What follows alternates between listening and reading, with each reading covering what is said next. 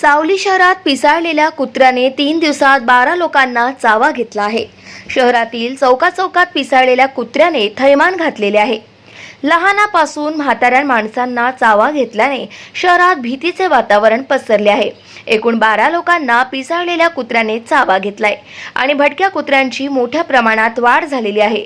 लहान मुलं आणि मोटारसायकलच्या मागे धावत असतात, त्यात कित्येक जण जखमी झाले आहे।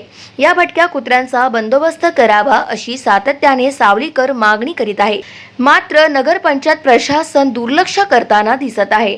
पिसाळलेल्या कुत्र्याने 12 जणांना चावा घेतला तर त्यांना किरकोळ जखमींना सावलीच्या ग्रामीण रुग्णालयात भरती करण्यात आले, तर गंभीर जखमींना सामान्य रुग्णालय गडचिरोलीला पाठवण्यात आले।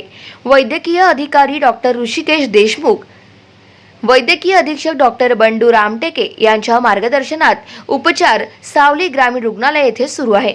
मागील 2 दिवसांपासून नगरपंचायत कर्मचारी पिसाळलेल्या कुत्र्यांचा पाठलाग करीत आज सायंकाळी 6 वाजता कर्मचाऱ्यांना पिसाळलेल्या पकडण्यात आणि ठार करण्यात यश मिळाले आहे।